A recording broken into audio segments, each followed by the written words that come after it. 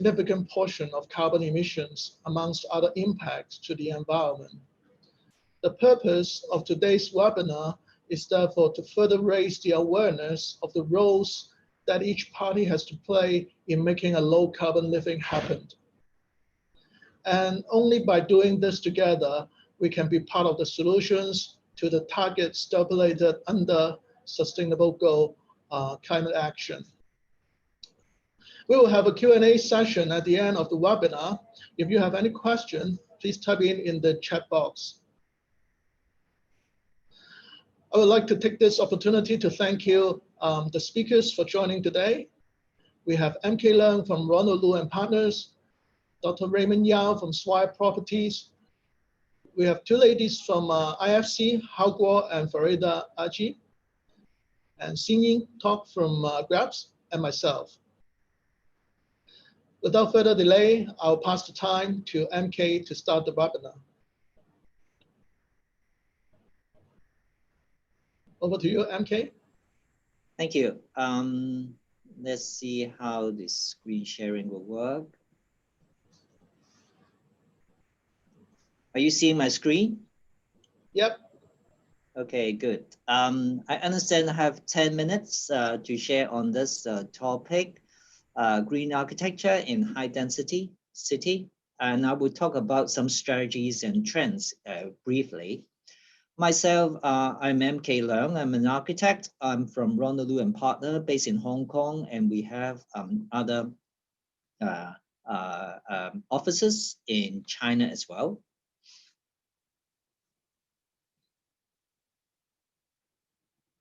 And these are the offices we have in Hong Kong and China. And we have been doing architecture, interior design, and urban planning.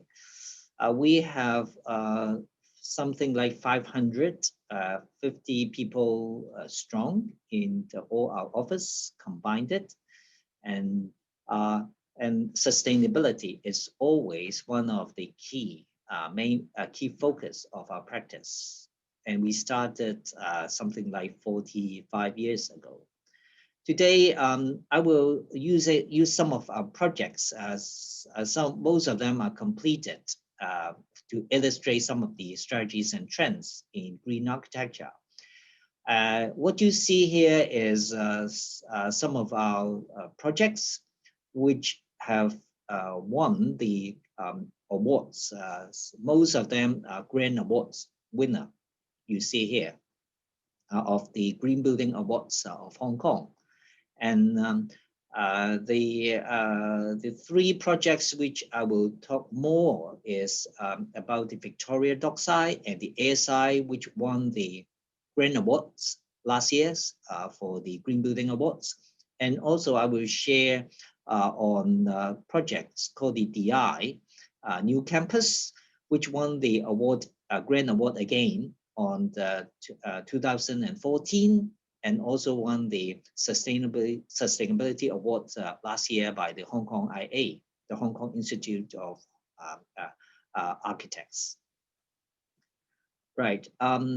Before we move on to projects, I would we all know that in order for sustainability strategies to work well, cost effectiveness is always the key. And most of the strategies that we do, we can achieve the best cost effectiveness at the start of the project, meaning in the schematic design, concept design, and the opportunity for more cost-effective solutions actually drops as it move on to the design development and even constructions. But this is quite actually different to probably some of the traditional design process where we put in most resources in the documentations. And we have been trying to work our best to, as a preferred design process, to move that focus further in front of the start of the project. That's why we set up our in-house design team and work with our partners, engineers, and other sub-consultants to work together how we can achieve better holistic solutions at the start of the project. What you see here is some traditional team organizations. We use both for our projects. What you see on the left resemble more the traditional approach where each teams work in a hierarchical manner, very focused, but some of the most successful projects, the organization kind of framework resemble more like the one on the right, where we work with our subconsultants and our clients and also other stakeholders on a more lateral basis, where we have to build up the trust, we have to build up the respect to look into what other stakeholders, what other perspective may shed lights on the projects and work together on focused topic. And it is where these kinds of like a framework or organizations on the right would achieve and be more conducive to better performing buildings. And if we look at the trends of green buildings, I must refer to the World Green Building Council's, the North Star goals. They focus on three aspects, which we probably are all aware are one of the most important focus. First is about climate action. Second is about health and well-being. Last but not least is about resources and circularity. And this actually responds proactively to quite a number of sustainability goals of the UN. And you may refer to the recent paper by the World GBC on sustainable buildings for everyone, everywhere. It just published this month. Using the three focuses, then I will be like to share more about some of the details and some of the work we have been working on. This is the project I mentioned, which won the Grant Award last year by our client is Manfong, and we work with our subconsultant, for example, Arabs, and to work on a number of very important climate actions. And this one, I would like to focus on mitigations, is the strategies, or the passive design approach by letting in more light for the retail areas for this commercial development, and also how the building mass should be dispositioned to best capture the light and the wind.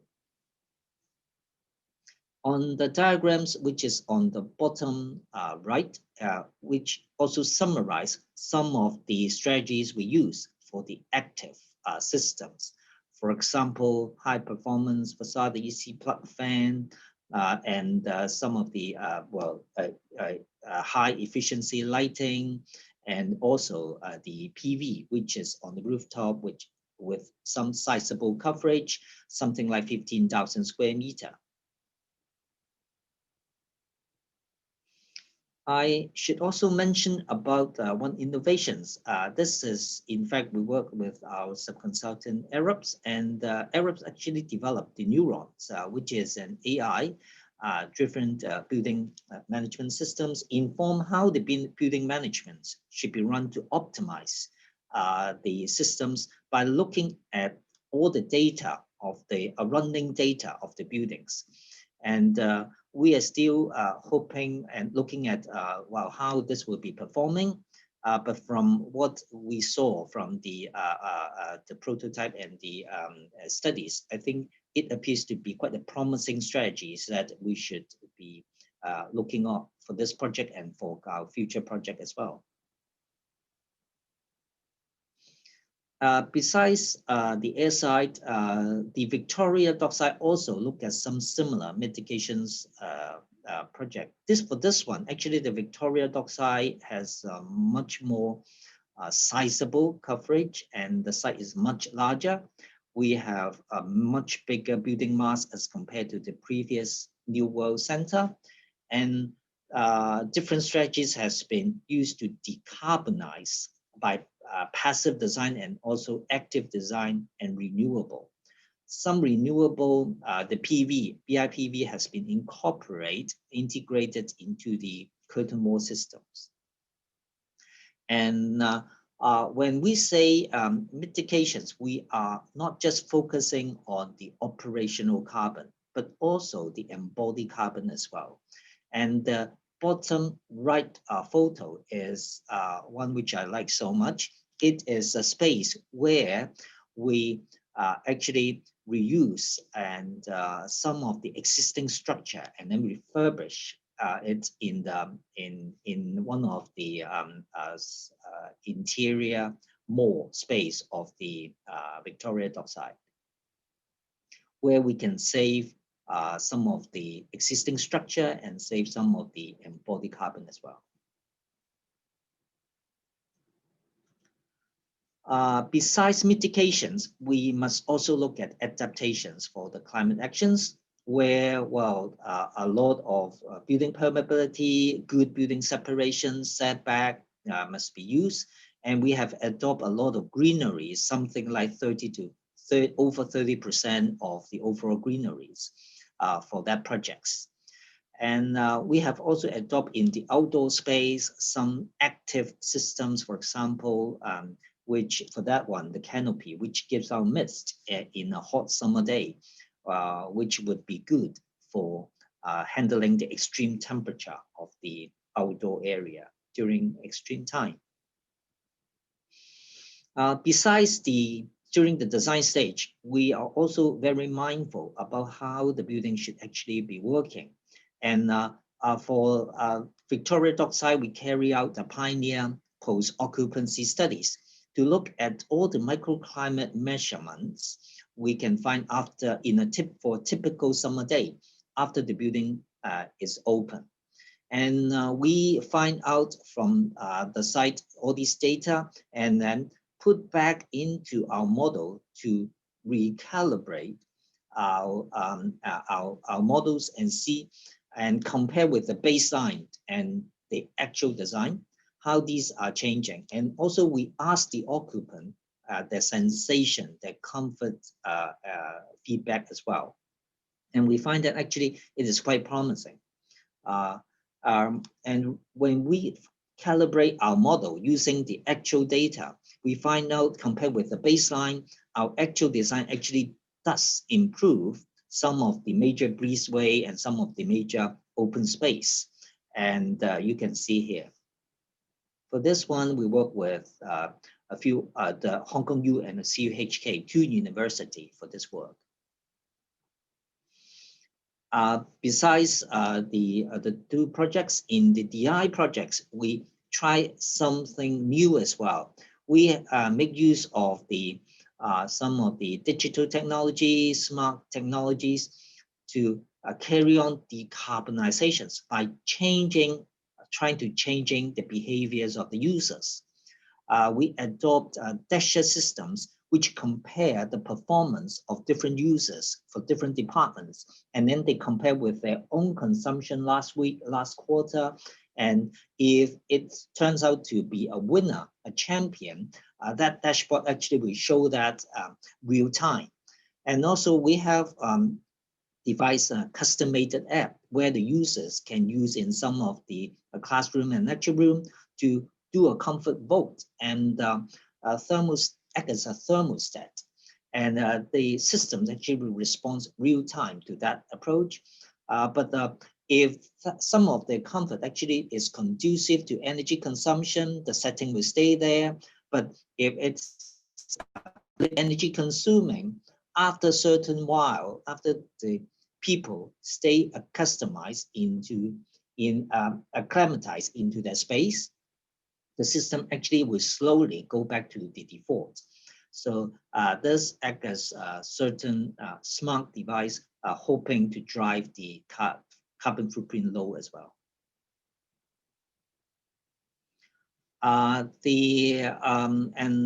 Regarding health and well-being, we focus on active living, and these are some of the examples which we emphasize how people should move around the buildings.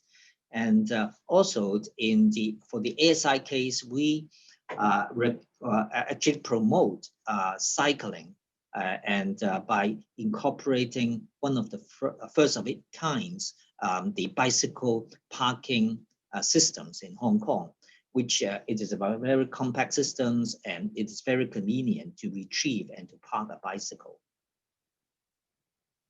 On resource and circularity, we focus on reuse. As I mentioned, the Victoria Dockside case, we reuse partially some of the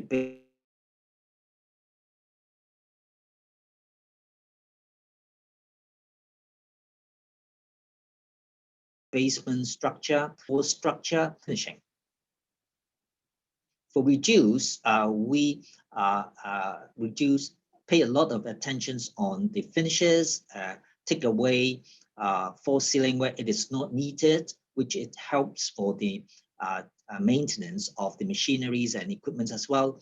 And also, we are very mindful on how to reduce the water consumption and material consumptions in all of the space by putting in a lot of adaptable space for the campus.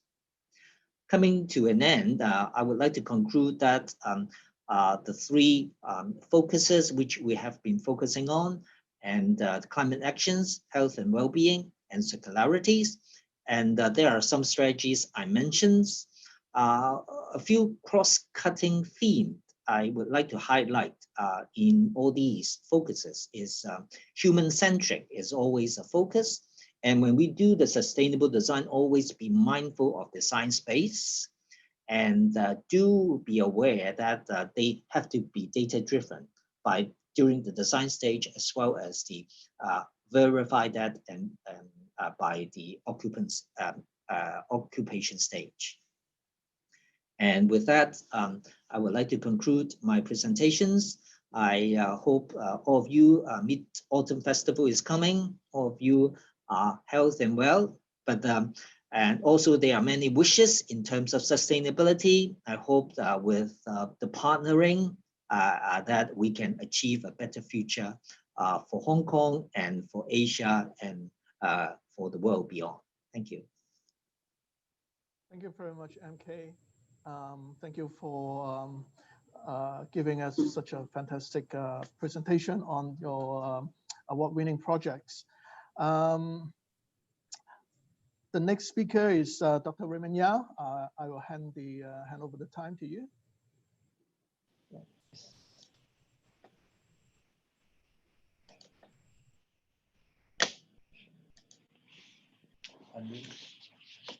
Hi, good morning. Thank you, Tony, and thank you, MK, for your presentation earlier. It's my turn. I chose this topic to share with the audience sustainable and low carbon placemaking. And let me just have a brief introduction about the company.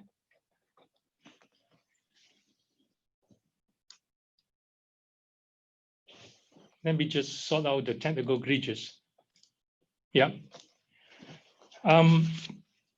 Swire Properties, we have a long history in Hong Kong, despite we are a subsidiary firm of Swire Holding. And Swire Property ourselves headquartered in Hong Kong since 1972. And we are a developer, owner, and operator of office, retail, hotel, and residential properties.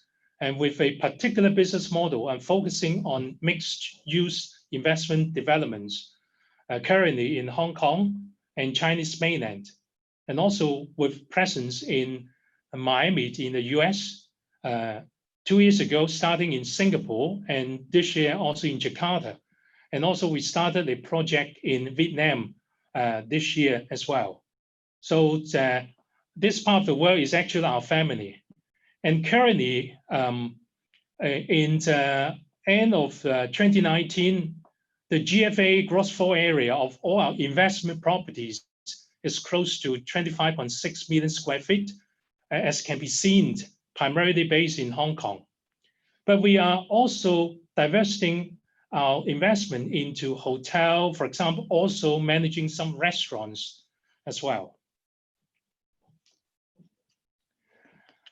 In 2016, while we seriously review our corporate sustainable development strategy, and we actually rekindle and fresh up our new strategy. We call it SD 2030. It's an attempt to integrate or embed SD strategy into every facet of our business operation. So with a tall order set out by the Chief Executive, Mr. Guy Bradley, having this SD vision to be the leading SD performer globally by the year 2030.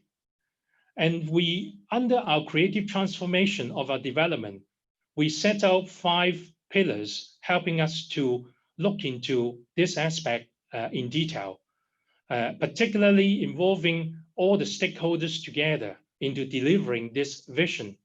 So we have people pillars, we have partner pillars, we have economic performance pillars, and also environmental performance pillar, all there to deliver exciting places, either through place keeping or place making in the various locations where we have interests. As highlighted earlier or said, we intended to embed SD into every facet of our business operation. So now we have it in the business performances, we have it integrated in our annual budget planning, and even we introduce it into the annual employee performance goal setting. And therefore, every promotion or pay rise is also linked with their individual SD objective set out beginning of the year, and see how the individual person actually deliver the goal. And we certainly incorporate into our corporate register risk. For example, we have investors interested in looking at how we maintain our asset happen to be located, for instance, in the climate risk locations such as Miami in the US. We know the city itself experiencing a lot of climate threat annually, and how we are dealing with asset there, and also in different locations within our portfolio. So we actually upgrade our corporate register risk, incorporate all the climate consideration as well. As can be seen, this will also affect our investment decisions. And later on in the 2017, we find out that our SD approach actually integrate really well with the SD, UN SD goals. So as can be seen, all these SD goals are highly taken into serious account in our strategy. So that also help us to feel that the strategy we set out in 2016 are actually running in the right order. This slide shows our SD governance structure. We do have a very robust and inclusive ESG governance structure. The SD steering committee met every quarter of the year and chaired by the chief executive, who on behalf of the SD steering committee report to the board on all the SD matters.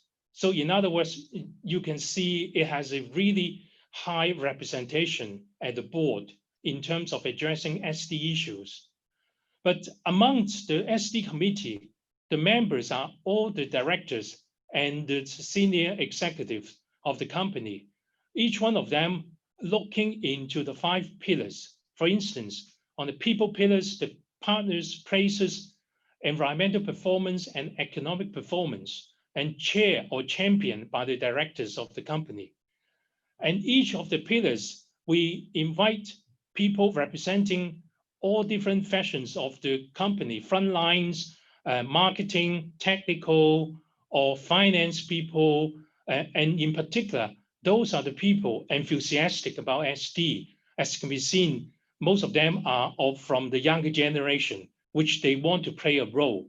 So we have all these more than 100 people representing the company in different facets and being represented in this and come up with strategy, timing, and execution plan. And these are the performance amongst the top SD indices. On the Dow Jones Sustainability Index, we are continued to be amongst the World Index since 2017, and also Dow Jones SD Asia Pac Index since 2015. And we are the top in Asia in the World Index since 2019. And in the Hang Seng More Local Stock Exchange Hong Kong, the Corporate Sustainability Index, we're top since the 2018, maintained the AAA rating ever since. And also we just received the result for the 2020. We're also top amongst the Hong Kong listed company on the SD performances. On the graphs, since 2017, we're the global sector leader on the other category, primarily mixed-use developments. The company achieved the highest environmental performance assessment scheme rating for all projects under development. And at present, we achieve 100% of projects under development achieve the highest rating, and 97% of all existing buildings are certified green buildings. Indeed, 84% achieve the highest rating. And we have now over 95% of our 2019 GFA was contributed by certified green building system or green building certification. On well, the really important area, making sure our assets are healthy and good well-being. Our recently completed project in 2019, the One Taikoo Place, achieved the final platinum, being Asia the first commercial buildings achieving the WELL final platinum certification. And this Two Taikoo Place ramp up to be completed in 2 years' time, and also end of this year, the Taikoo Li Qiantan in Shanghai, which is a retail mall, achieved the WELL Platinum pre-certification.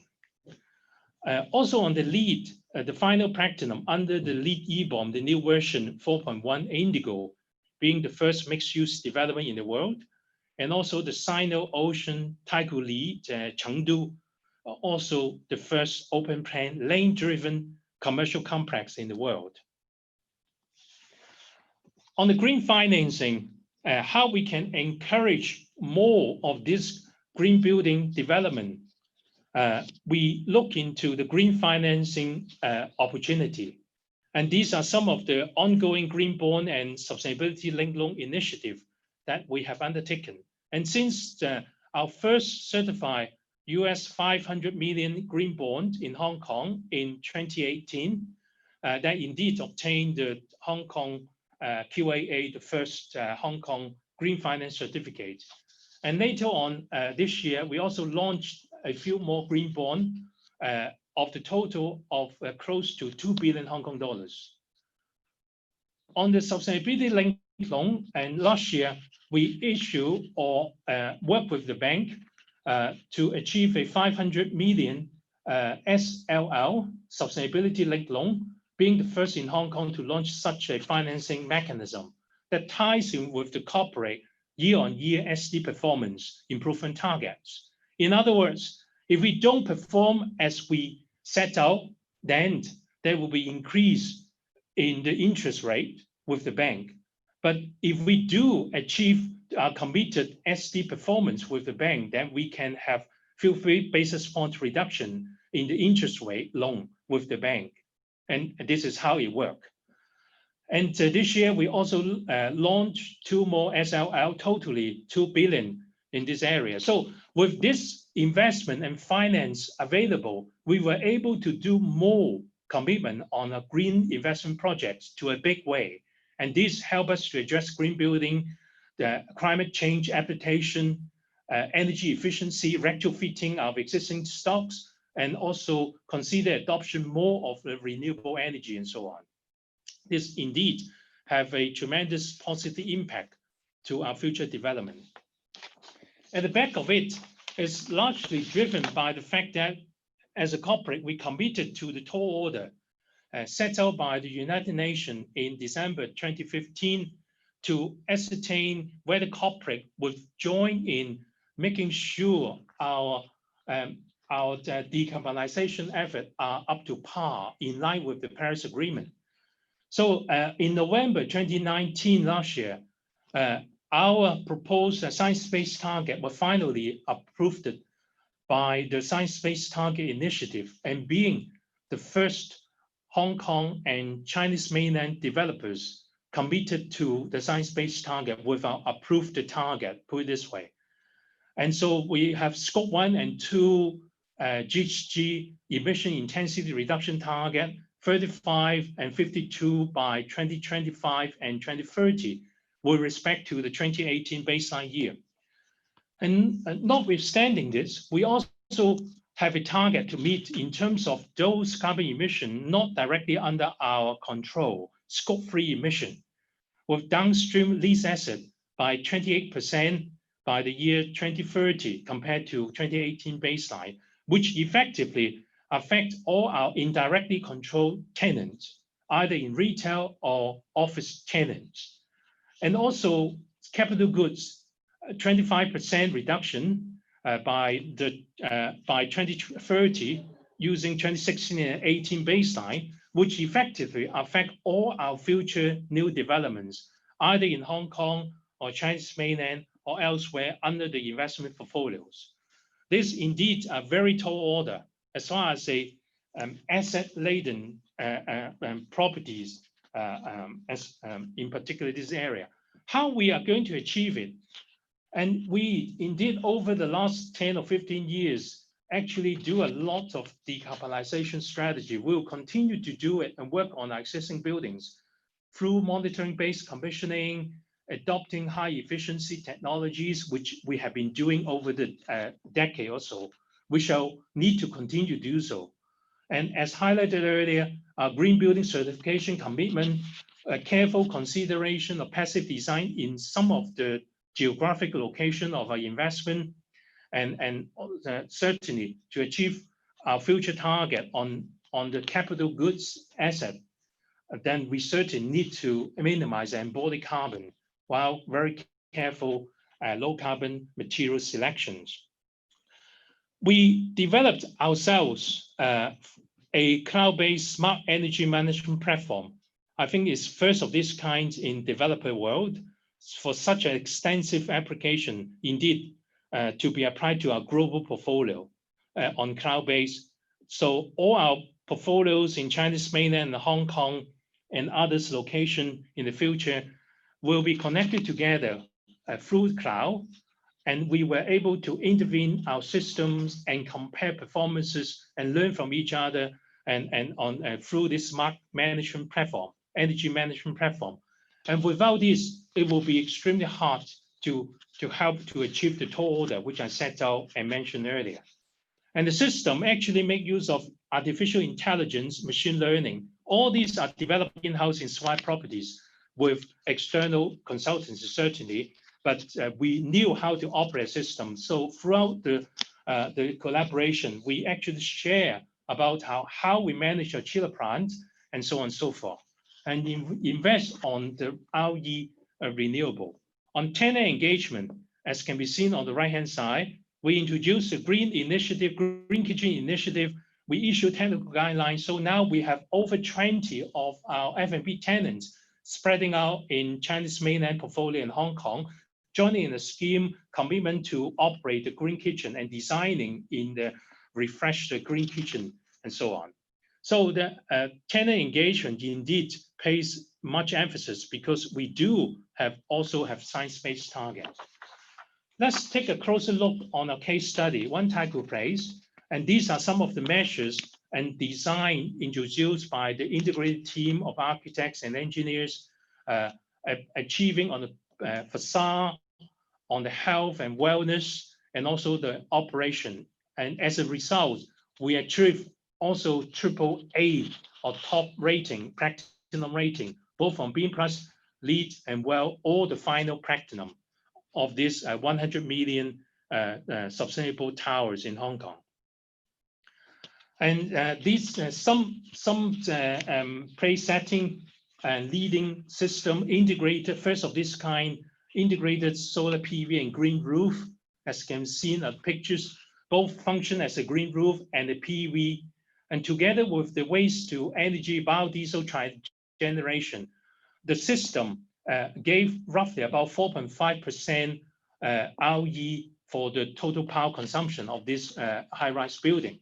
So we continue to invest and look into this possible strategy for wider adoption. And the embodied carbon of this building, we test out structural optimization.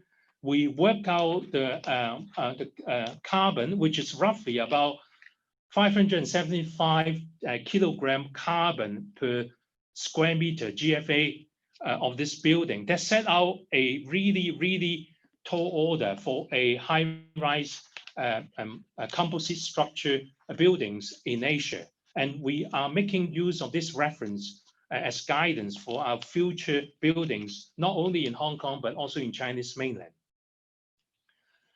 And all this, what I just shared with you, actually get reporting in our SD reporting guidelines report, and also some of this special report we issue representing how we actually creatively transforming the Island East. So all these report can be downloadable from our website. So I don't have time to delve onto too much of this, but I rest assured there's a lot of very useful information for fellow developers and other specialists to review. And finally, sustainability is not just a specialist and not just a design team advising us how our buildings ought to be, or the technical people telling us how to maintain a facility. Is indeed every people in the corporate. Sustainability really all counts. We have this strategy communicating the SD and engaging every single colleagues within the corporate to work on sustainability, be the frontline people, the marketing, leasing, finance, as well as the technical people and project people. So we involve not only among ourselves, but also all the stakeholders in the supply chain and upstream or downstream to help to achieve the SBT and also have a brighter future together. And that's all for my presentation today. Thank you for listening. Thank you very much, Dr. Raymond Yao. Thank you for sharing the challenges faced by Swire and also, more importantly, the strategies to overcome those challenges. You mentioned about SBT. Well, we will have a quick poll on how the participants of today's webinar think about SBT, setting and tracking science-based target reduction targets. So I hope you all see the poll on screen. So would you please, we've got 30 seconds to do the poll. So select one of the answers.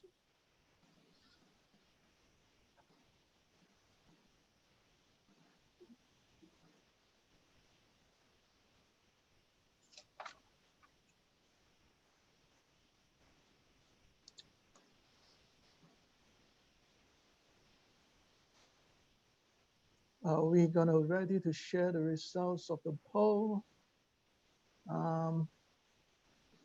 Okay, so 2/3 of the participants said it's very important to set and track science-based target reduction target. And the rest, 1/3 thinks is important. So thank you very much. Next, I'll pass the time to IFC, Hao Guo and Farida Aji. Thank you, Ms. Wang. Let me share my PPT first. Sorry, 1 second. Not very familiar with this one. Okay, so can you see my screen? Hello? Yes, we can see your screen. Hello? Yeah. Yes. Oh, okay, okay, good. So thank you, Ms. Wang, for the invitation. So I'm Hao Guo, program lead for IFC China Green Building Program. Today, Ida and I will give you a brief introduction on the green building criteria and also IFC Edge tool and some basic knowledge about green building market. So let me share to the presentation mode. Okay, so before, oh, sorry. Where's the slide? Oh my God. Oh, sorry. I just found another slide is missing. But anyways, I also like to introduce IFC. IFC is a member of World Bank Group. We are focusing on some solutions for private sector development.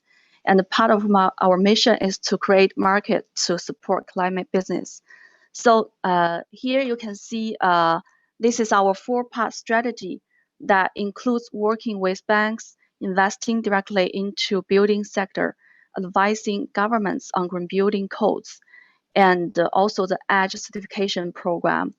IFC also work on building resilience as well. So far, IFC has mobilized at least 5.5 billion US dollars in green building investment from its own account and through syndicated loans.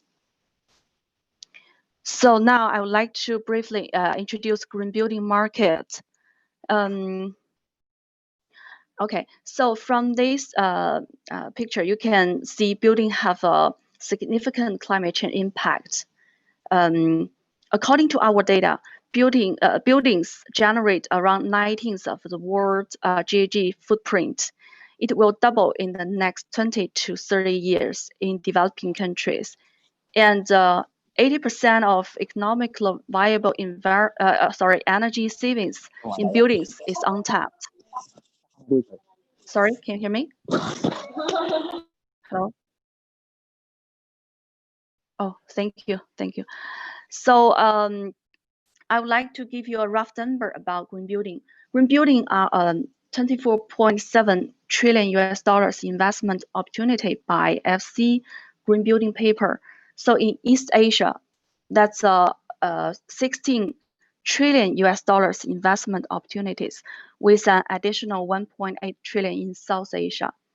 So the number we showed here are now does not include developed countries, most in developing emergency market. So green building comprise a relatively small share of global construction, but the market is expected to grow very quickly. So for developers, investors, and the users, increasingly understand that financial benefit for building green. So I see, our message to investor is very simple. If you invest a building today, you could invest a green building tomorrow. So we will show you the investment from brown to green is not difficult as you may think. So I would like to step back to define exactly what we mean by a green building. I believe just now 2 speakers already give you a lot of knowledge on this. So IFC also created EDGE in part to answer the need for a common definition of green building that would connect investors, developers, buyers, and regulators. So the building also need to be at least 20% more resources efficient than a comparable baseline building in the local market. Actually, international green building definition agree that a building must obtain a local or international standard of green building certification as verified by an independent party. It is not enough to self-declare, okay, the building has met a standard. You cannot do that. You must be certified by a reputable certification system. So finally, in order to satisfy green finance requirements, projects must have quantified impact reporting, not only on individual project basis, but also on portfolio basis. So I would like to introduce some commercial value on, oh, what happened? Oh, sorry. Just now I may be, but anyways, so green buildings also creates commercial value for all stakeholders. Data from mature market shows that green buildings have higher sales prices, quicker sales cycles, lower operation costs, and lower loan default rates. So here you can see the whole structure of the green building market. And I would also like to briefly mention that for owners, actually, I think the green building market mostly will be will be focused by like investors or developers. However, for homeowners, it's still a very important part of this market. The challenges for them are mainly focused on the energy costs. It can be much higher in most countries, especially in East Asia. However, green design can help owners to save money on the utilities every month. So that's why we also want to highlight these market stakeholders. Okay, so just now Raymond also introduced some financial products or financing solutions. I would like to briefly introduce from our angles. Developer finance and green mortgage are the key to unlocking the direct-to-consumer market potential. So the main products used for green building financing are green construction financing or green commercial building loans. The second one could be green mortgage or green home equity loans.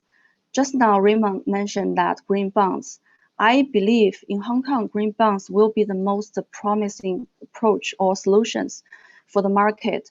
But I think for the others, we can also consider for banks offering green bonds will be, I mean, maybe we can discuss later in a separate topic or in a separate webinar. Now, what I want to mention is that what can banks to do offer green construction financing? As a first step, they can learn to recognize the lower risk and offer more favorable terms for loans. Because, for investor, mainly for banks, sometimes they will think this is a high risk, low benefit green products. However, if you have more research work on this market, you will find this is totally different. And then I would like to show you this kind of comparison. Green construction financing is a win-win proposition. So in developed markets, for IFC, we have a lot of cases in American market and also South Africa market.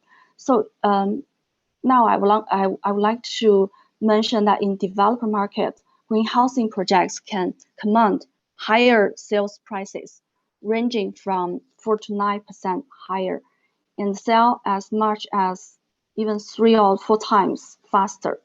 So for commercial building in the US, consolidated economic effect into a building valuation model shows that up to 10% higher value can be achieved from certified green buildings. Okay, so we also emphasize the important role of green mortgage in the market. Besides, why is that? A more efficient building results in low bills. Just now I mentioned this many times. Later I will show you a very simple case. So the owner can afford a more expensive house, and a larger loan result in greater monthly income for the bank. A typical green loan, therefore, is larger than normally approved, also included an interest rate discount to acknowledge the lower risk and the higher collateral value. So I would like to give you a very simple green mortgage example. Here you can see in the left side, this is standard green mortgage. In the right side, you can see a green mortgage. So similar to green financing, in this case, banks make a bigger loan and collect higher monthly payment. You can see the comparison. So where the borrowers ends up with lower utility that more than make up for the difference in monthly payment. This is a net positive for both like borrower and also for the bank. So this is a way to understand IFC's offer, ranging from the broad market creation efforts and also working through specific types of advice and final investment. We have differentiated offers for developers, for the investors, and also for governments. I think this is a brief introduction on like whole market and also some potential financing solutions from my side. Now my colleague Ida will introduce some cases that happen with IC and also our Edge tool that help market stakeholders to better understand how to use certification system. So Ida, over to you. Thanks, Hao. Oh, And thanks. yeah. Right. Yes, thanks, Hao, and thanks, Mr. Wong and Alaya for inviting us to speak this morning. So I'm Ida. My name is Farida Aji, but Ida, I am the East Asia Pacific lead for IFC Green Buildings programs. So continuing on what Hao mentions, to date, for all the reasons that was mentioned by Hao and also echoing Dr. Yao and also Mr. Leung, IFC to date has invested in green buildings around about $3 billion and growing.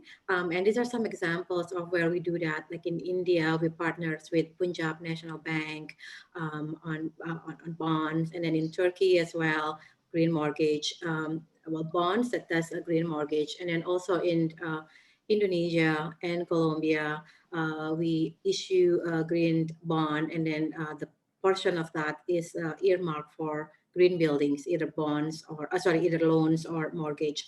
And then also an example from Muscat, where we do advisory support for that, so that they can do green mortgage products. Next slide, please, Hao. Right.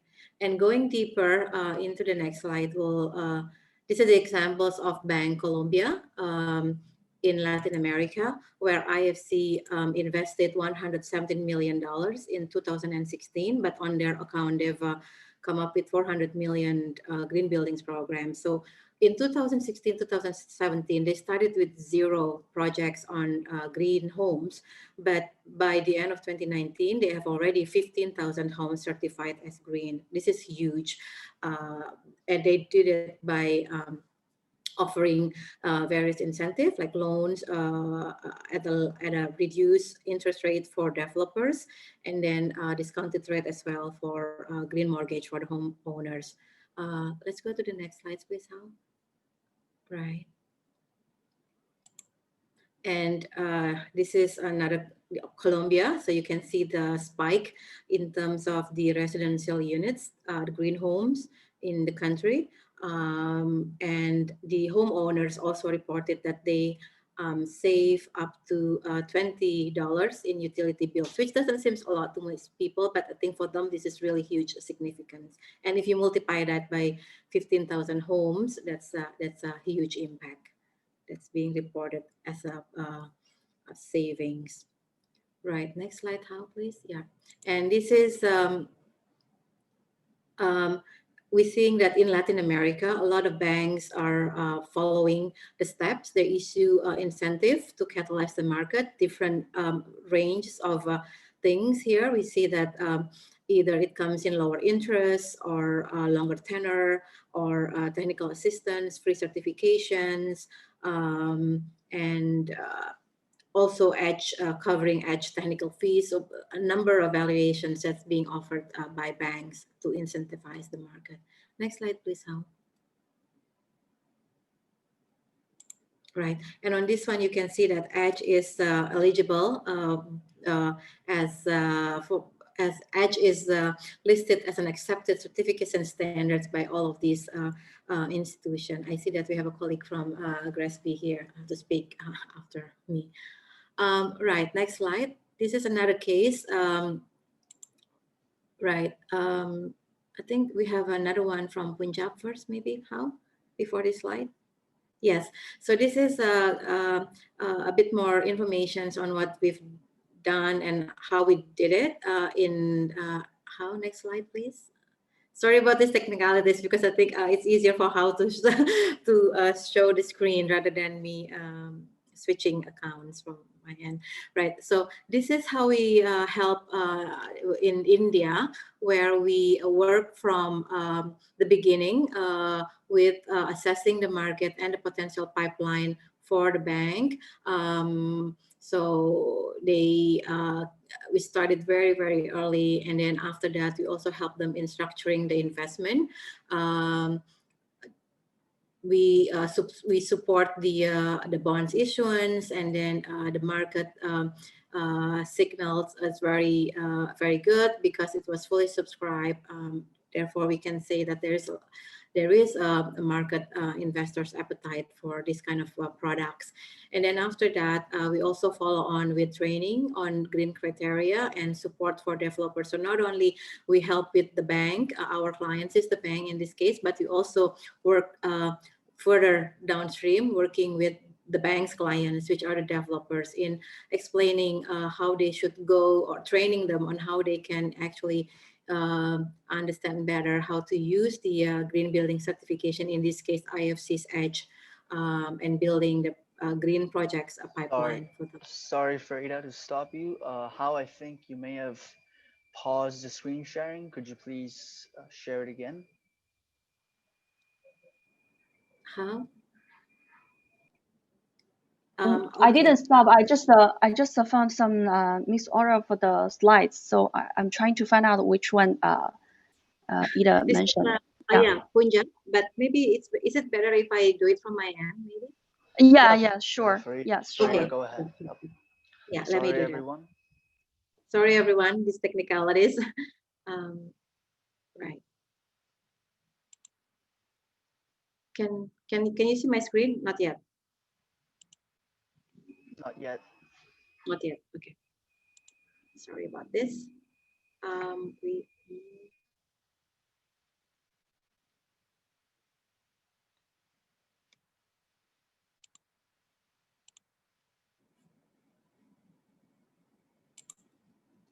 Can you see my screen now? Yes. Okay. Is it on Punjab? No, it's not the PPT. It's Oh, I'm so sorry. Maybe my bandwidth is also super low. Let's continue using yours. Yeah, I think maybe let's start from EDGE. Yeah. Okay. So when you click on share screen, actually you'll have the option to click on the PPT. So just try to stop sharing screen and then try to start again. And then you'll have the option to select the PPT.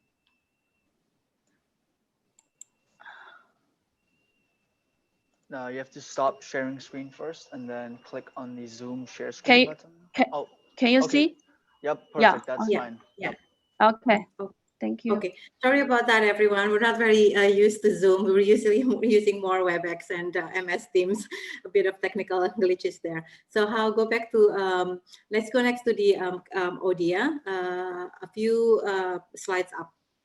Yeah, this one. So similarly also for in Turkey, we've done this with ODIA Bank. We're following national programs there. We help the clients with market assessment on how they can, be among the first movers in the space.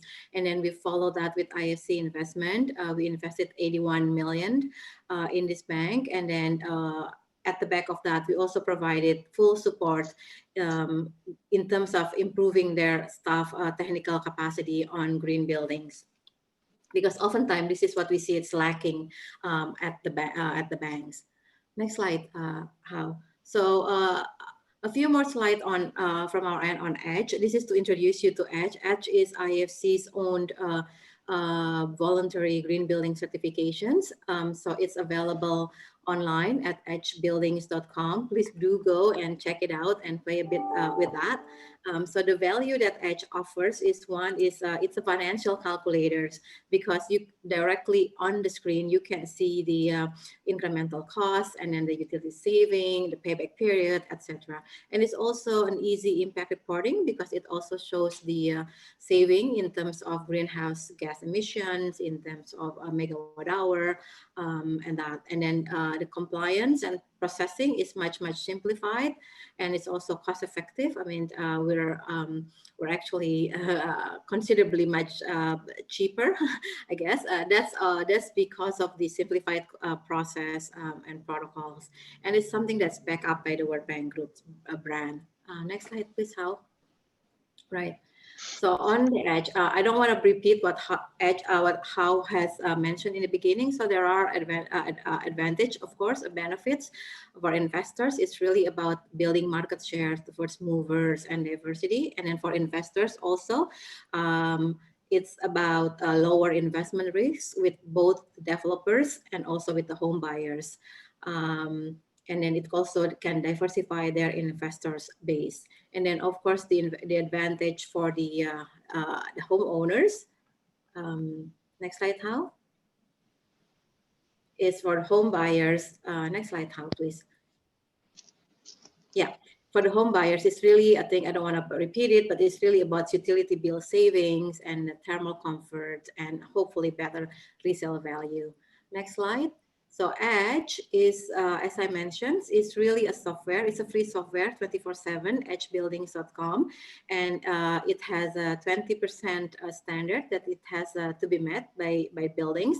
And then if the buildings choose to, then they can go for the next process, which is the verifications and certifications. Next slide, Hal, please. So Edge is available in desktop, tablets, and also mobiles. And it's now available in 170 countries across the world. And then within those countries, we also have data coming from different cities. So take Indonesia, it's not just about Jakarta, but it also has different cities in Jakarta. And similarly in China also, it's not just Beijing, but it also has some cities within the countries. And we'll continue to build our baseline from these countries. Right, next slide, Hal.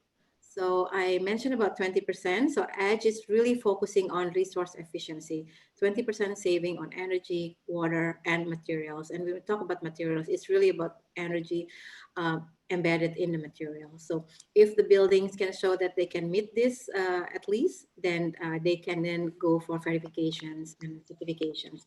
Next slide, Hal, please. So Edge right now is available for different type of buildings, new building, existing portfolio, and it's also covered homes, hospitality, retail, offices, hospitals, educations, and industrials.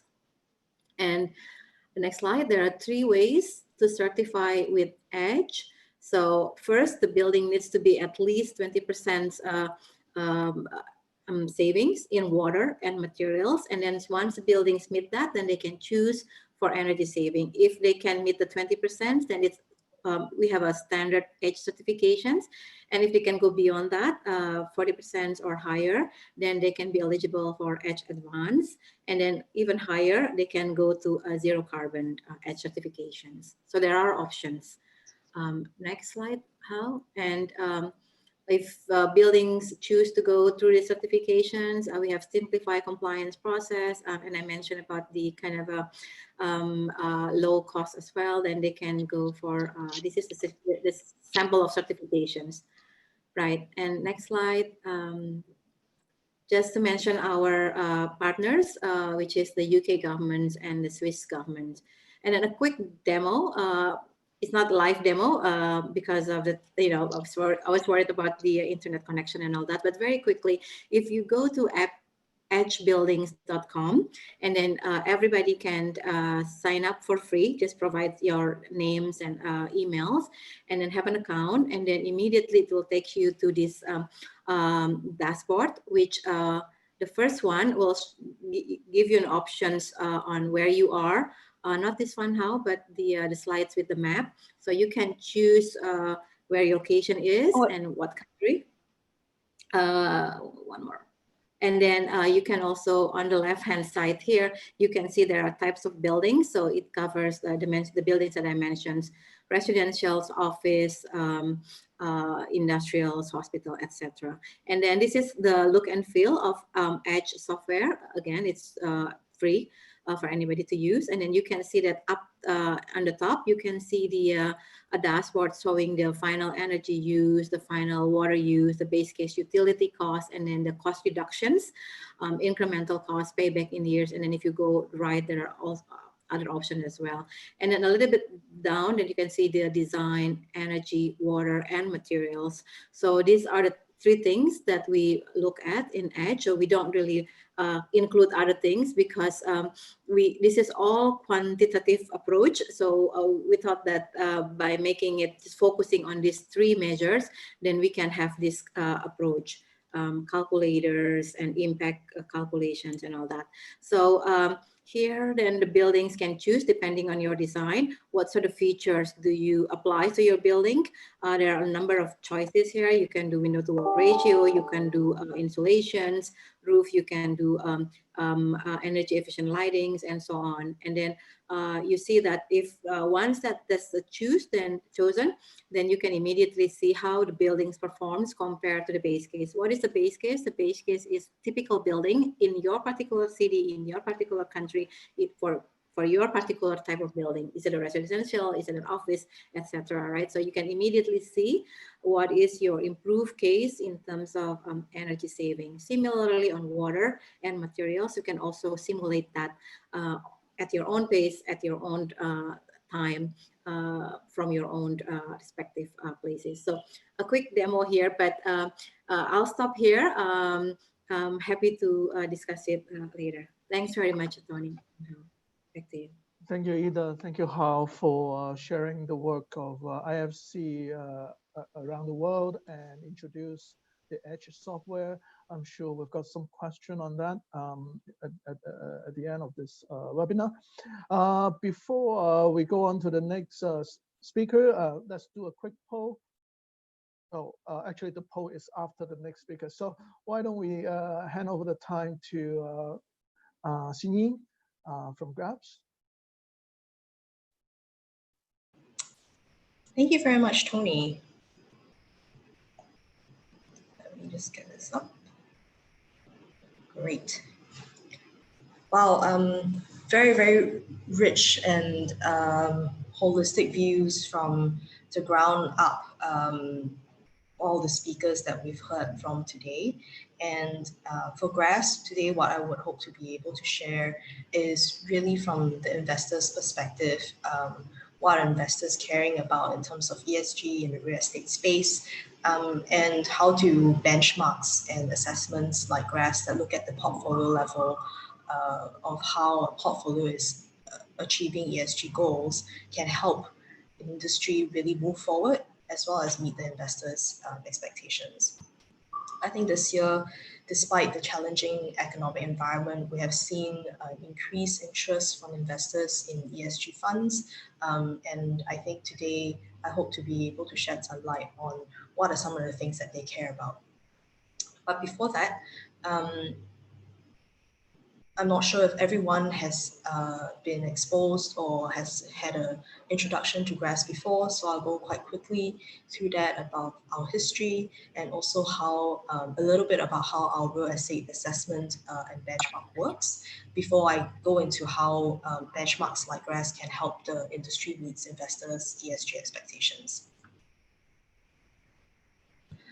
So as starters, GRASP, we were started about 11 years ago in the Netherlands, and we were started by 3 institution pension fund investors who really wanted to understand beyond the financial indicators of their real estate investments, because they were long-term holders and they firmly believed that environmental and social type indicators do affect the long-term financial viability of their investments.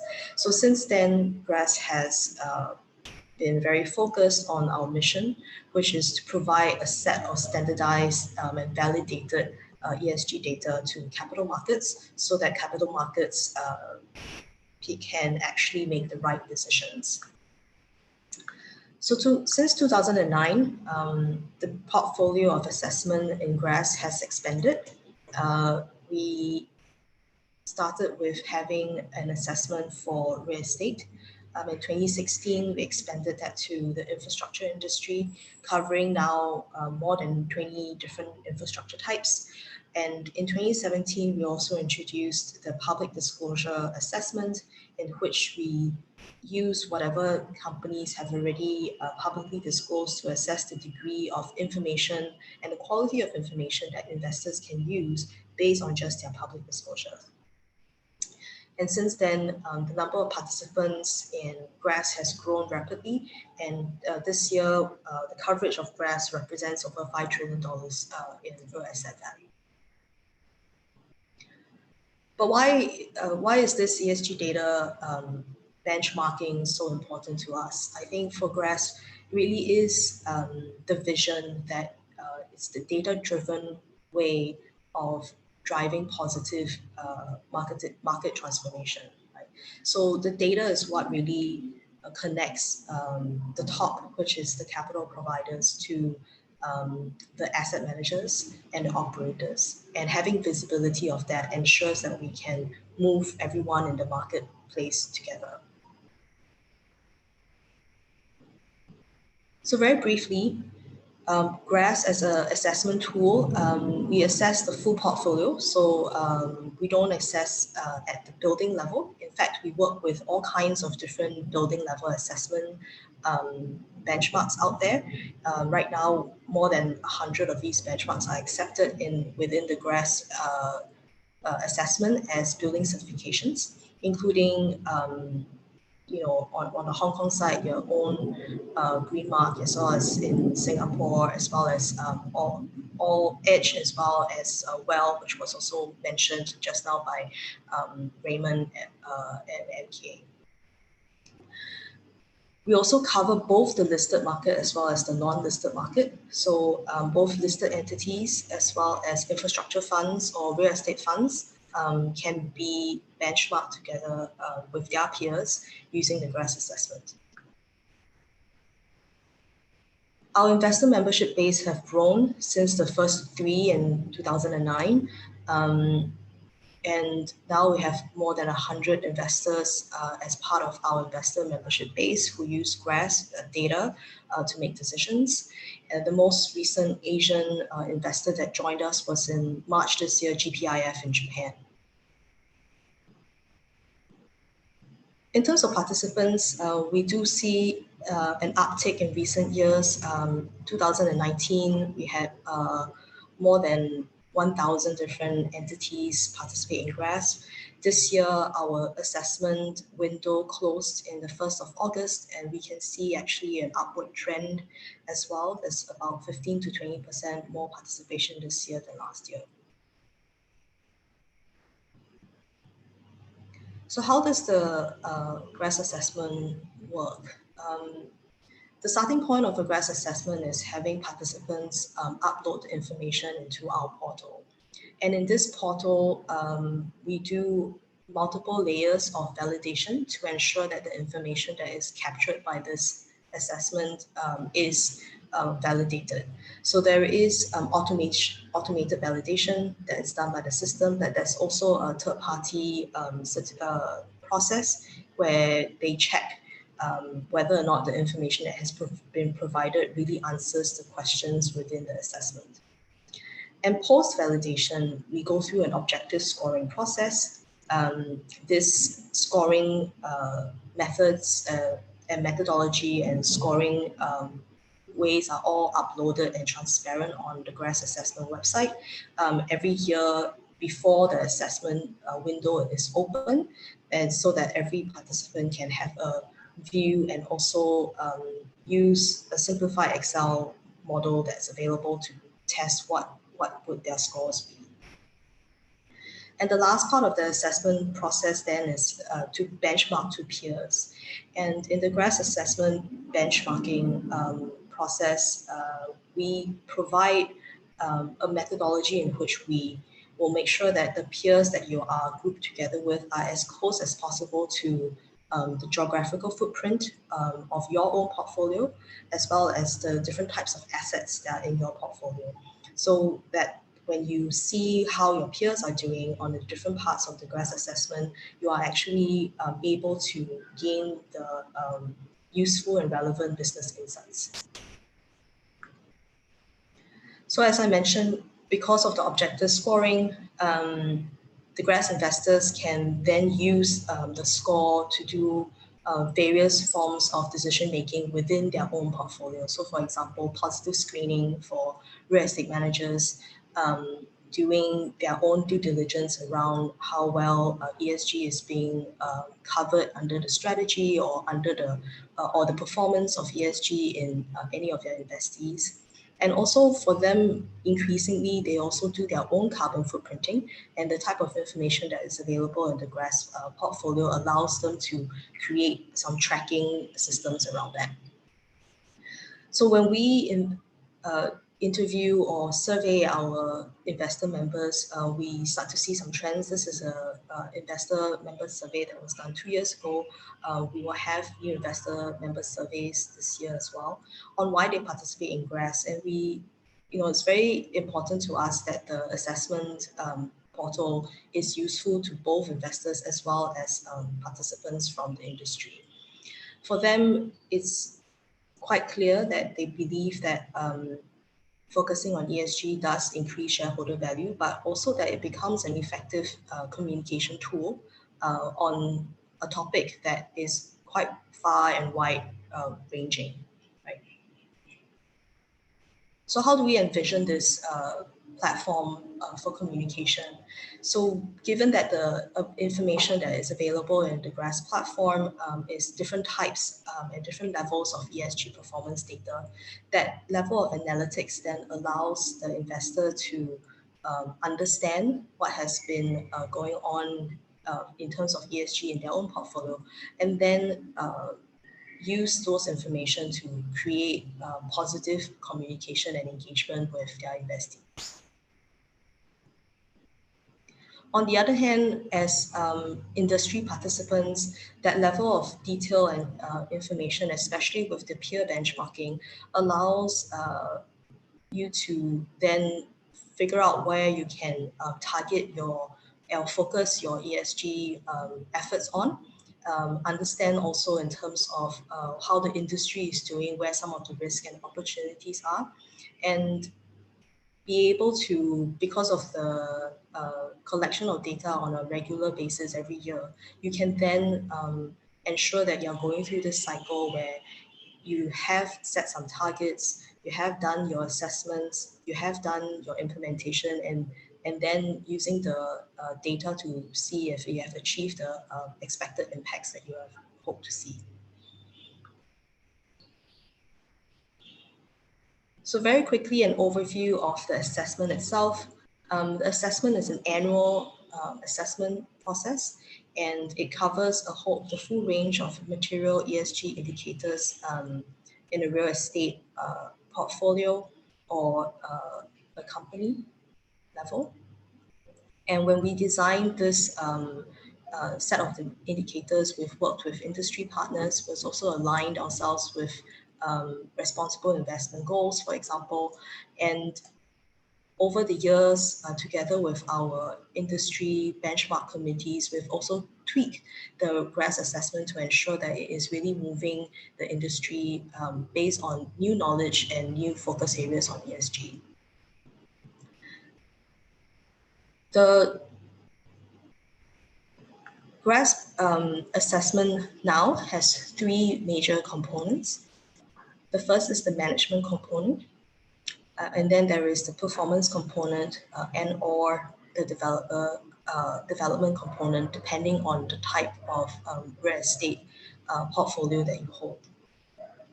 So every participant in our assessment is required to answer questions under the management component, which really covers things like the entity's strategy. So for example, Dr. Raymond Yao mentioned about the SD 2030 type strategy. That's why so we'll be asking questions about what strategy do you have to incorporate ESG into company goals, how the leadership is part of that process, whether or not there are some policies and process documents that are put in place to ensure that this goes through the organization, the risk assessment as well as the stakeholder engagement approach that is being used at a company or fund level. And then when we come down to the performance component and or the development component, this really depends on what type of entity you are. So if you are a real estate company or fund that really focuses on just operational assets, you will answer largely the questions on the performance component. If you are a company that really focuses on developing new assets, or you have a really large asset that was undergoing renovation at that point in time that year, you will answer the development component. You can also choose to do both if your portfolio is mixed.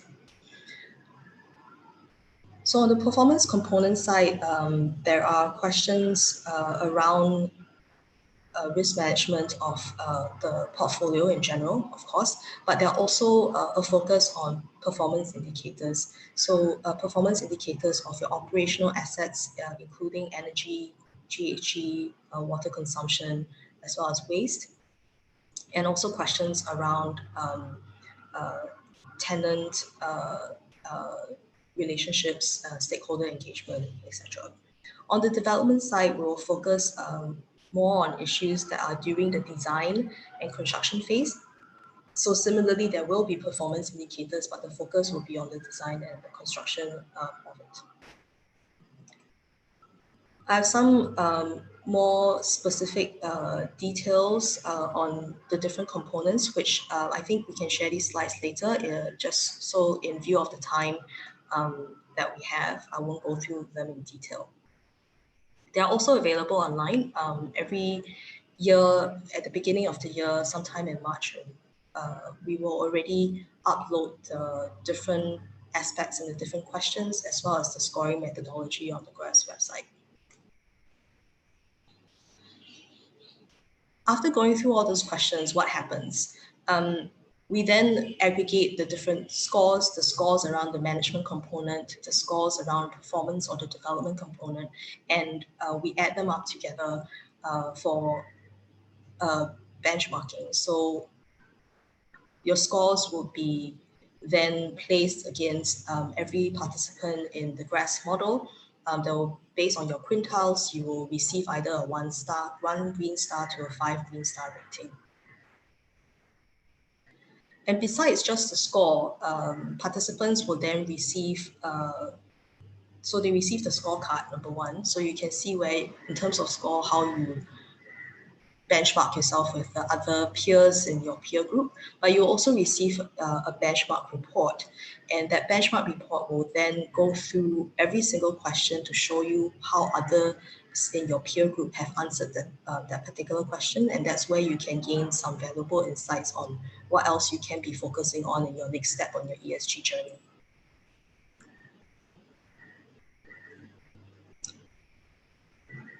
So the next part, which I hope is the more interesting part. Just now was a very description of our assessment process, but how do we then use something that comes out of the benchmark to really help the real estate industry meet the investors' ESG expectations? So earlier this year, there was a list of ESG trends from MSCI for 2020. Out of the top, these are the top 5. The first one is investors are really now looking for climate change innovators. They're trying to use data to find companies that are actually propelling us to a carbon-free economy.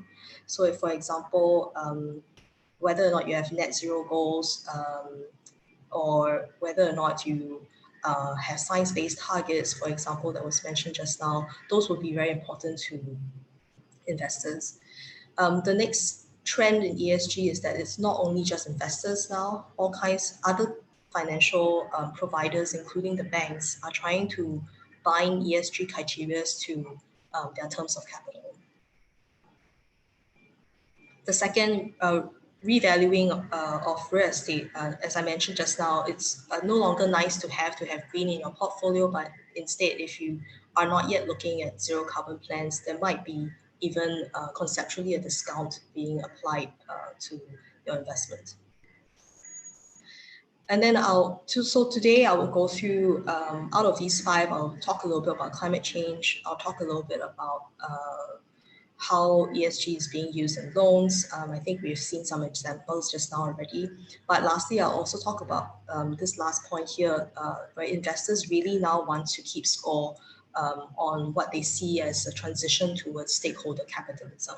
So whether or not companies are really walking the talk and how they want to see data be able to demonstrate that they are meeting their commitments. So first on climate change, I think we're all quite aware of the real estate impacts in terms of climate change. 30 to 40% of our GHG emissions come from the buildings because we live and work in them.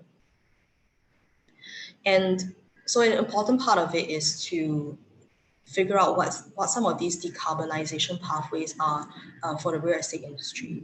So GRAS together with institutes in Europe have started what we call the decarbonization pathways.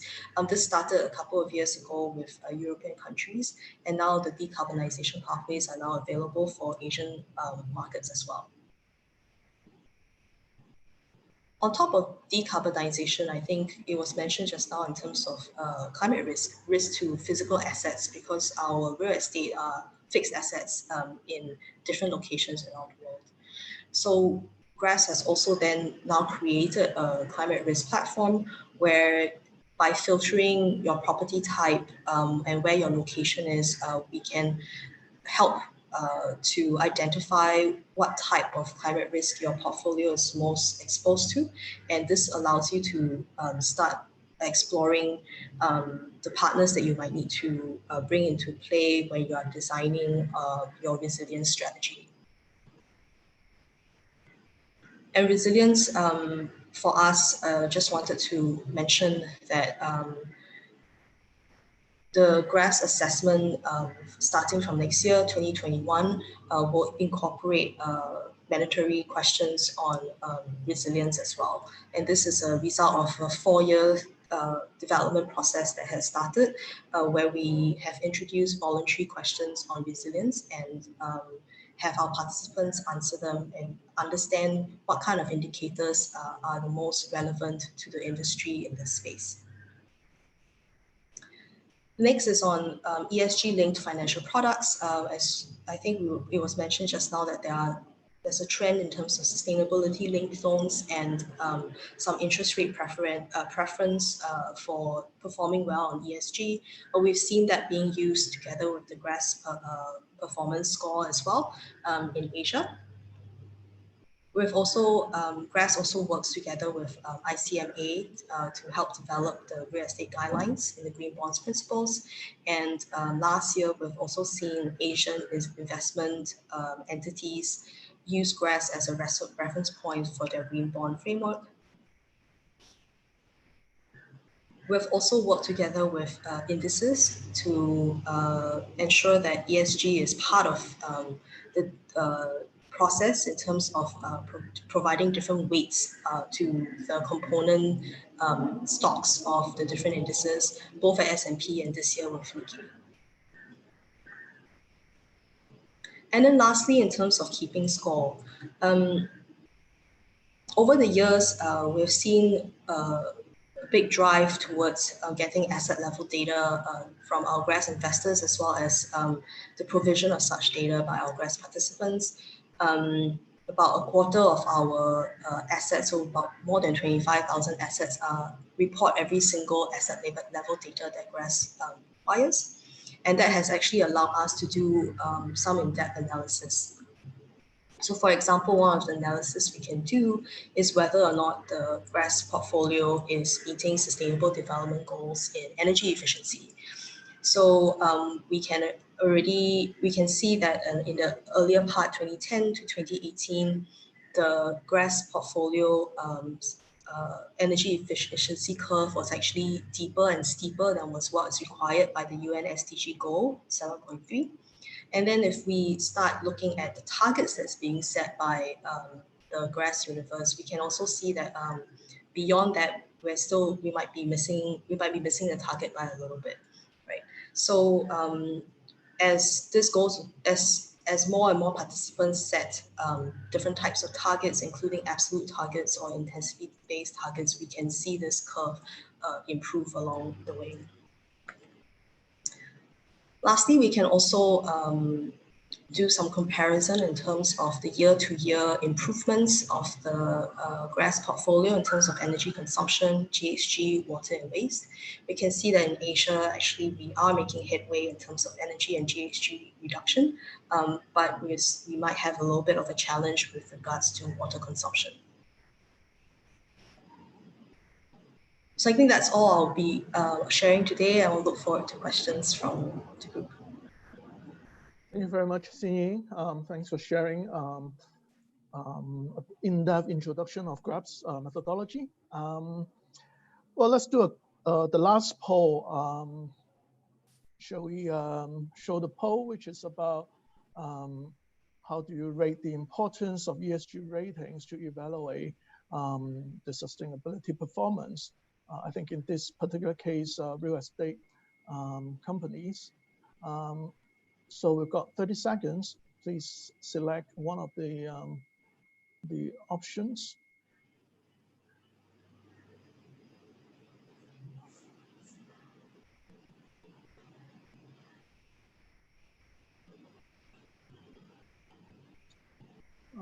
Sunny, you can show us the results when it's ready.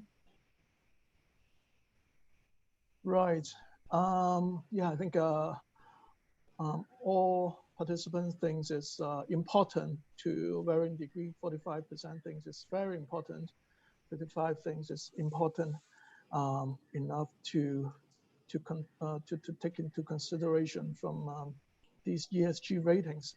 Okay, without further ado, I will conduct my last presentation, which is today's last part of the presentation.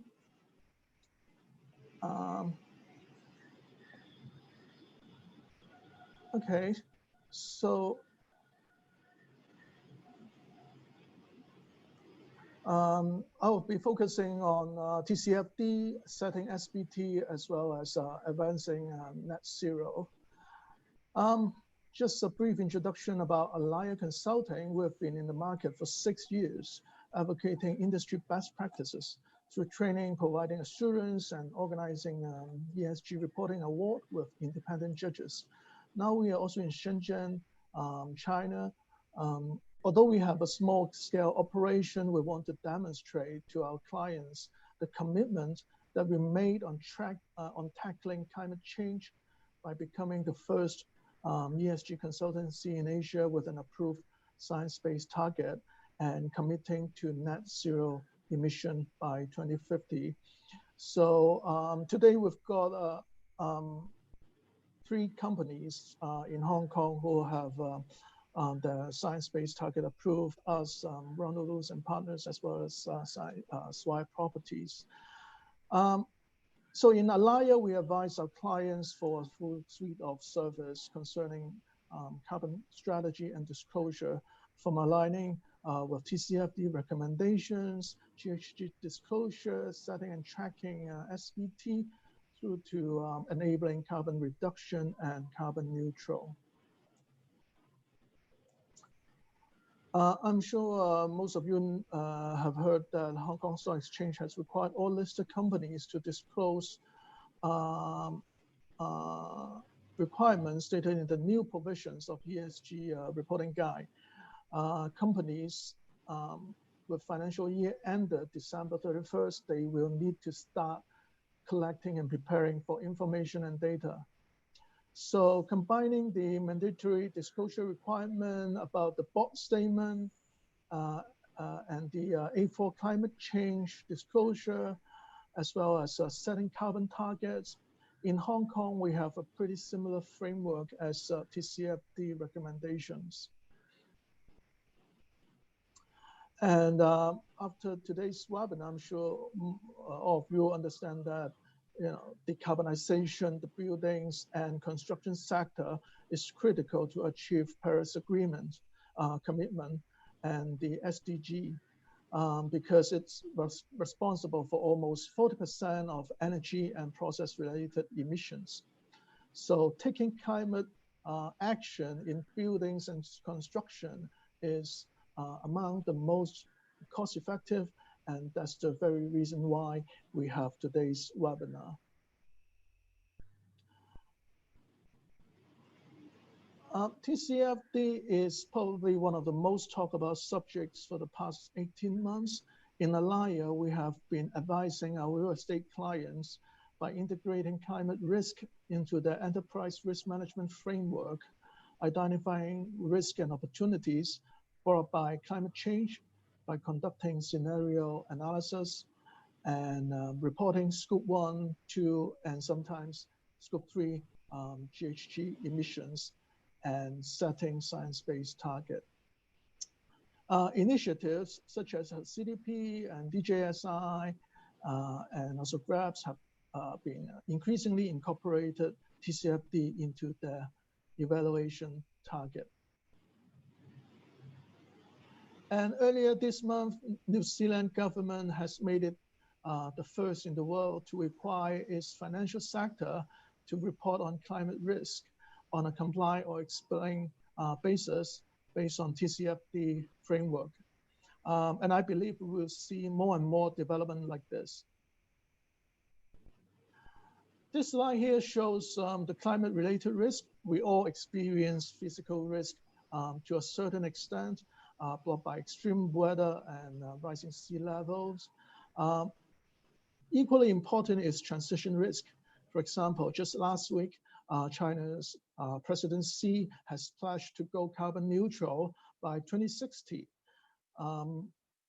Real estate developers who are not embracing this kind of change are bound to suffer from this transition risk. So TCFD believes scenario analysis is critical for understanding a company's strategic implication of climate-related risks as well as opportunities. And based on the results of these scenario analysis, company can adjust their current strategy to improve the adaptability to future changes. And we have been advising our clients to conduct this scenario analysis, and especially this year, we are trying to take a step further ahead.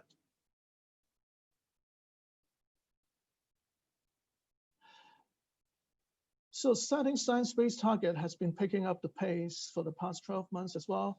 In Hong Kong, Swire Properties has approved SBT, and I aware quite a few other developers have decided to go ahead with the process of setting their own SBT. So just briefly on SBT, it is a target that is in line with the level of decarbonization required to keep the rise of global temperature below 2 degrees Celsius. So I have to say there are multiple benefits for setting SBT.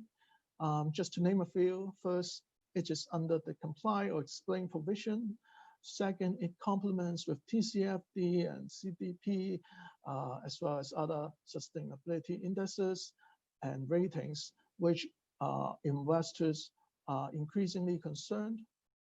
Third, it enables the company to genuinely contribute to the targets set by SDG climate action.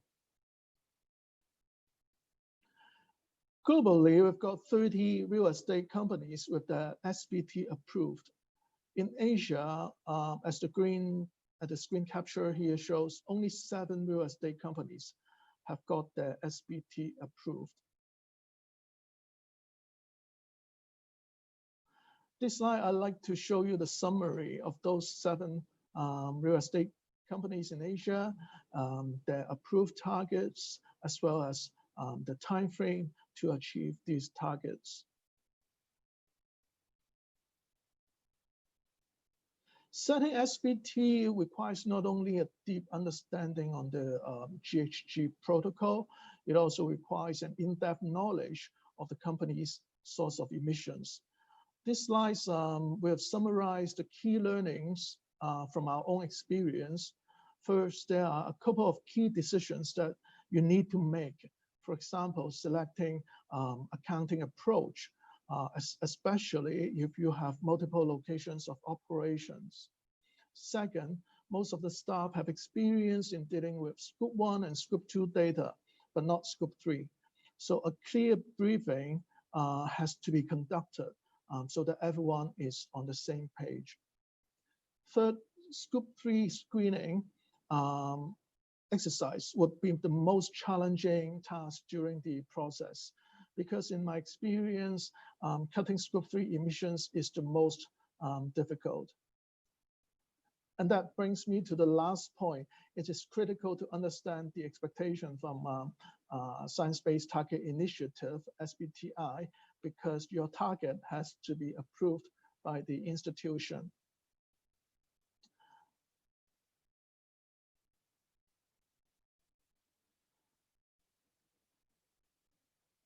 So in my last part, I would like to touch upon a hot topic recently, advancing net zero. World Green Building has been advocating all new buildings must operate at net zero carbon by 2030. And by 2050, 100% of buildings must operate at net zero carbon. Just earlier this month, SBTi has published this document, Foundation for Science-Based Net Zero Targets Setting in the Corporate Sector.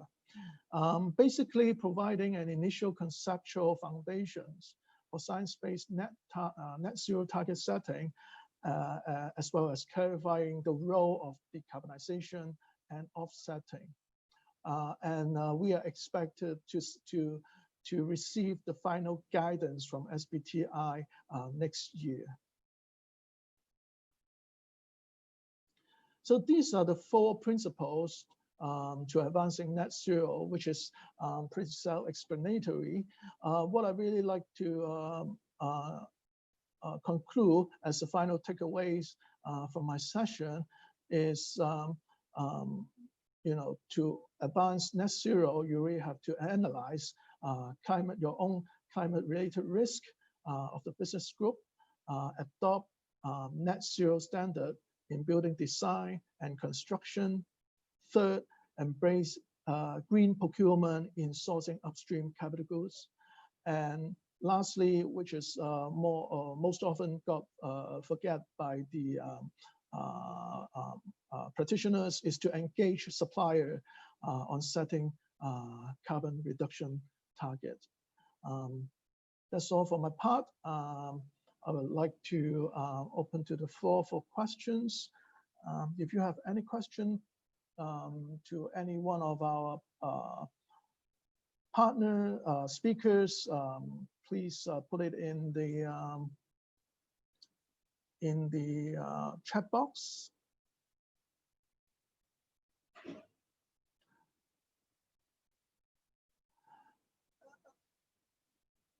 And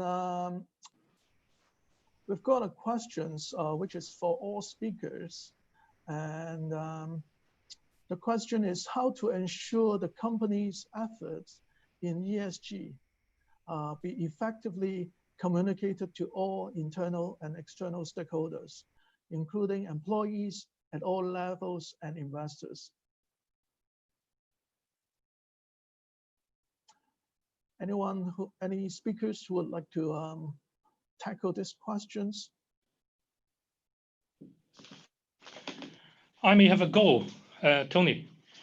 Ms. Raymond. Yep, please. I think earlier on in my presentation, I have included a SD governance structure slides, which demonstrate a robust and inclusive governance structures be needed.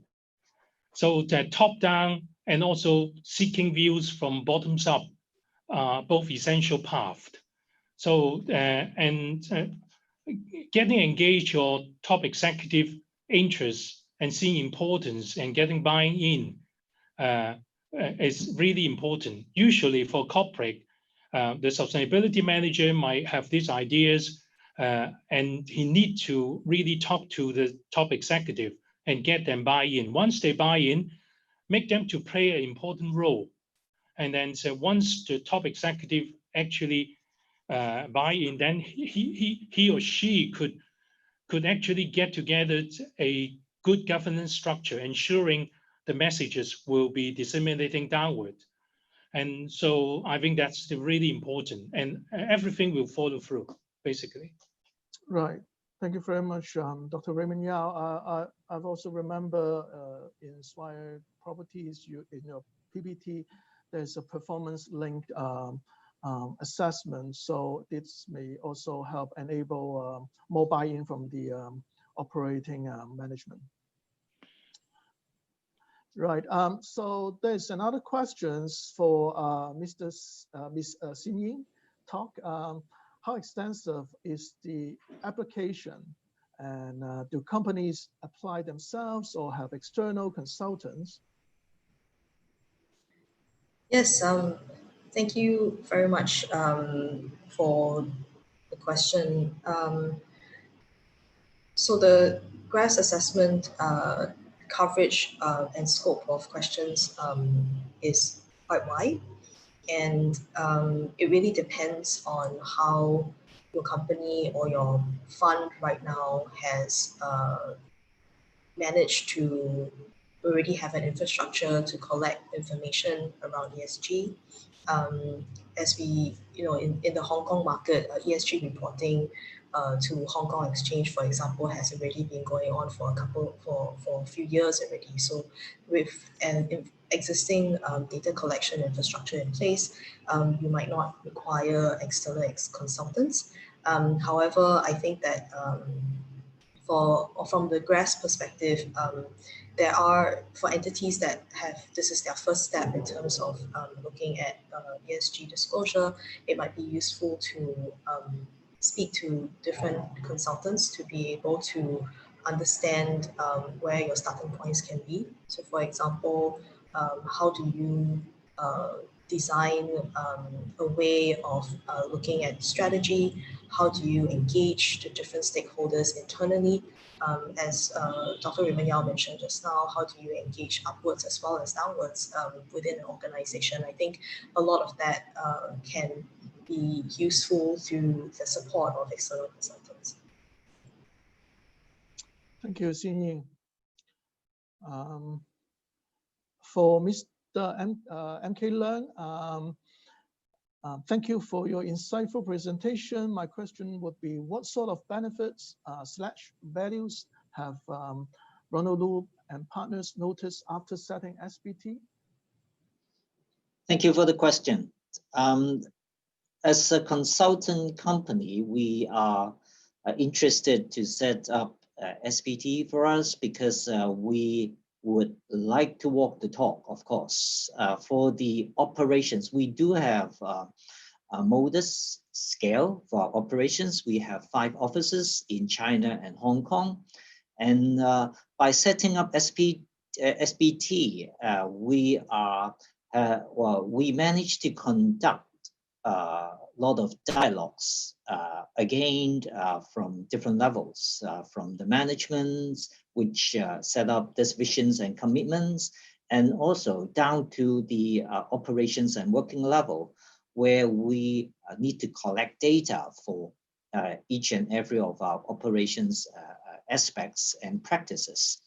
And in fact, it does inform and update our environmental protocol when we do our ISO management. And also for the each and every staff, this message actually distill better because we ourselves actually has been in the practice in the industry for quite a long time, and all our colleagues actually even before joining us, they are quite aware of our positions in sustainability. And we do hope that that kind of momentum and passions pass on to each and every colleagues when they really well, down to earth, knowing that each and every actions of us actually is concerning about how future ready we should be. That kind of mindset actually translated to how we practice our work for our clients as well.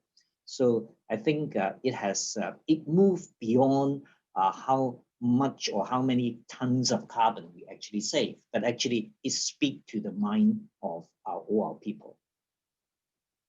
Great. Thank you very much, MK. I'm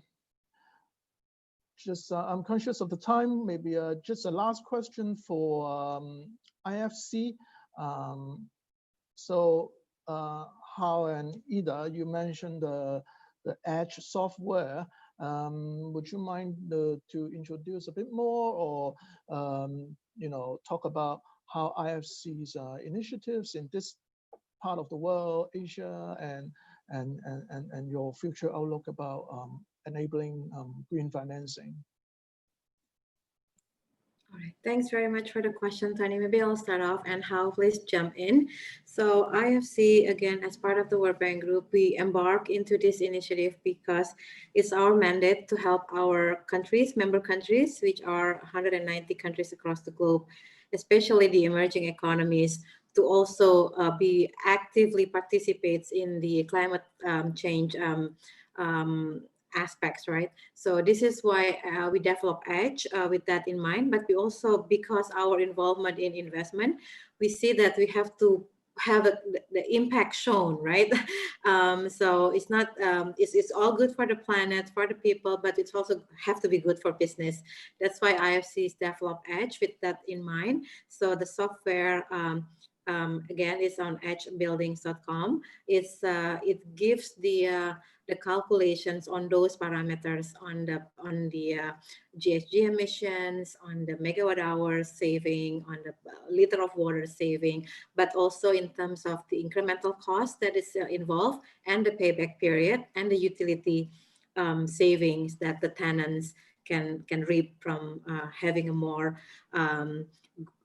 green buildings design in place, right? So with that in mind, we developed that. And to your point, Tony, right now we're pretty much active in emerging markets. It doesn't mean that we're not active in developed countries. We have covered 170 countries, but in terms of like having technical assistance, helping them with the simulations, with the trainings and all that, we are more active in emerging markets, so that there will be much more push towards that. And I think when we come up, we really want to complement the other ones that's already out there, the other certification for green building. With Edge, there are certain niches that we can cover better, maybe to complement the offering that is out there. So maybe I'll stop there and see if Hao has additional. Thank you, Ida. Thank you, Ida. So I think, Ida, you covered the most key points that IFC offered. So just I mentioned just now, IFC offer differentiated solutions to different stakeholders, like for investors, for developers, and also for some other stakeholders. But now we actually provide financial institutions, not only banks, all kinds of financial institutions to design green products that include green building. So I think going forward, because all of us can see the vast opportunities in the green building market. So I think maybe we can work together from different angles. And just now, I think Raymond or MK mentioned that I've got, I mean, like ESG, we also have a special unit to work on the ESG standards and also relevant markets. So I think maybe we can help connect you and with our ESG department to understand more about the standards or some other system. So that's what I want to add it. Thank you. Thank you very much, Hao and Ida. With that, I would like to conclude today's webinar. Thank you once again for the speakers joining us today. I think it's a very critical issue, and climate change. By working together, we can, contribute to resolving this global issue. So let's have lunch and have a wonderful Mid-Autumn Festival. Thanks very much. Bye. Tina. Thanks. Thank you. Thank you, Ms. Thank Wong. you. Thank you, everyone. Yeah.